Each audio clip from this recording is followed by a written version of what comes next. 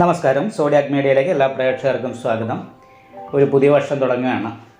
അപ്പോൾ പുതുവർഷത്തിലെ ആദ്യ മാസമായ ജനുവരി മാസത്തിൽ പൂര നക്ഷത്രക്കാരുടെ നക്ഷത്രഫലം എന്താണ് എന്ന് പരിശോധിച്ച് നോക്കാം.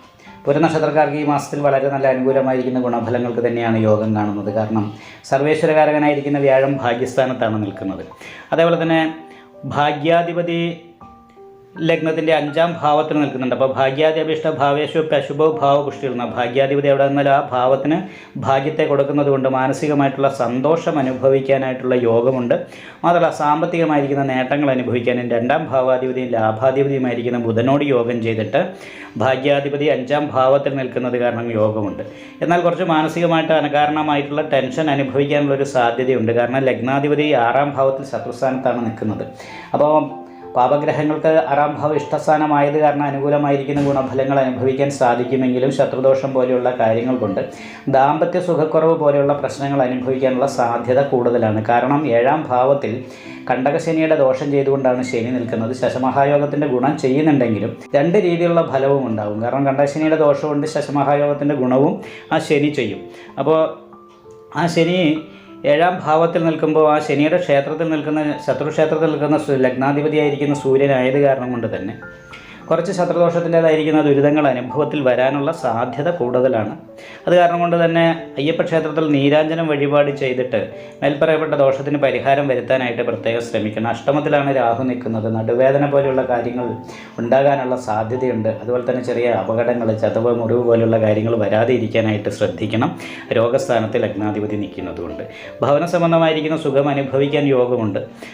എന്നാലും വീട് വിട്ട് നിന്നിട്ട് തൊഴിലെടുക്കുന്നവരെ സംബന്ധിച്ചും വളരെ അനുകൂലമായിരിക്കുന്ന സമയം തന്നെയാണ്. വിദ്യാർത്ഥികൾക്ക് പഠനത്തിൻ്റെ കാര്യത്തിൽ കുറച്ച് ശ്രദ്ധ കുറയാനുള്ള സാധ്യതയുള്ളത് കാരണം കൊണ്ട് ഏകാഗ്രതക്കുറവ് പോലെയുള്ള പ്രശ്നങ്ങൾ വരാതെ ഇരിക്കാനായിട്ട് ശ്രദ്ധിക്കണം. അതിനു വേണ്ടിയിട്ട് നവഗ്രഹ പൂജ ചെയ്യുന്ന ക്ഷേത്രത്തിൽ കേതു പൂജ ചെയ്യണം.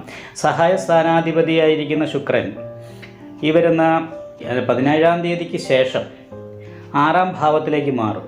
അപ്പോൾ 6ാം ഭാവത്തിലേക്ക് മാറുമ്പോൾ കർമ്മ സംബന്ധമായിട്ട് തൊഴിലുമായിട്ട് ബന്ധപ്പെട്ടിട്ട് തൊഴിൽ മേഖലയിൽ സഹായികളായിരിക്കുന്ന വ്യക്തികളുമായിട്ട് ചെറിയ അഭിപ്രായ വ്യത്യാസം പോലെയുള്ള കാര്യങ്ങളോ അവരുടെ പെരുമാറ്റം ഇഷ്ടപ്പെടാതെ ഇരിക്കാനുള്ള സാധ്യതയുള്ളത് കാരണം കൊണ്ട് ശ്രദ്ധിക്കണം. അങ്ങനെ അവരുമായിട്ടുള്ള സംസാരത്തിലൊക്കെ മിതത്വം പാലിക്കാനായിട്ട് അവരുമായിട്ട് അഭിപ്രായ വ്യത്യാസങ്ങൾ ഉണ്ടാകാതിരിക്കാനും പ്രത്യേകം ശ്രദ്ധിക്കണം. സാമ്പത്തിക ഞെരുക്കം അനുഭവപ്പെടാനും യോഗമുണ്ട്. 2ാം ഭാവത്തിൽ ഘടനകാരകനായിരിക്കുന്ന കേതു നിൽക്കുന്നത് കൊണ്ട് നല്ല ഉദ്ദേശത്തോടു കൂടി സംസാരിച്ചാലും കേൾക്കുന്നവർക്ക് ചില സമയത്ത് അപ്രിയമായിട്ട് തോന്നാനുള്ള സാധ്യതയുമുണ്ട്.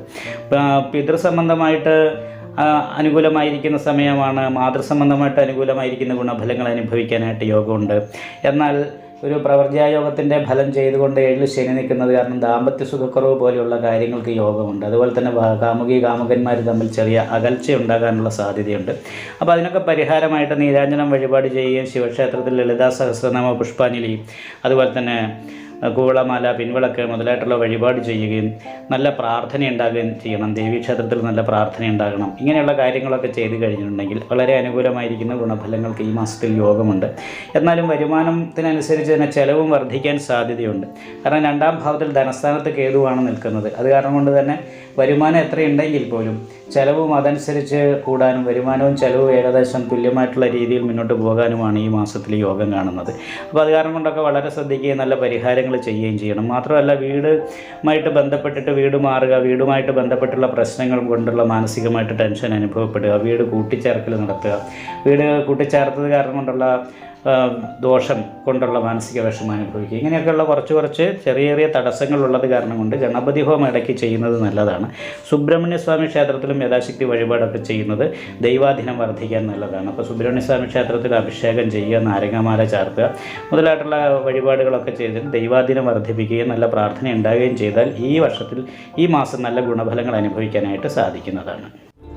നിങ്ങൾക്ക് ഈ വീഡിയോ ഇഷ്ടപ്പെട്ടാൽ ലൈക്ക് ചെയ്യുക. നിങ്ങളുടെ അഭിപ്രായങ്ങൾ കമൻറ്റ് ചെയ്യാം. ജ്യോതിഷവുമായി ബന്ധപ്പെട്ട കൂടുതൽ കാര്യങ്ങൾ അറിയാൻ ഈ ചാനൽ സബ്സ്ക്രൈബ് ചെയ്യുക.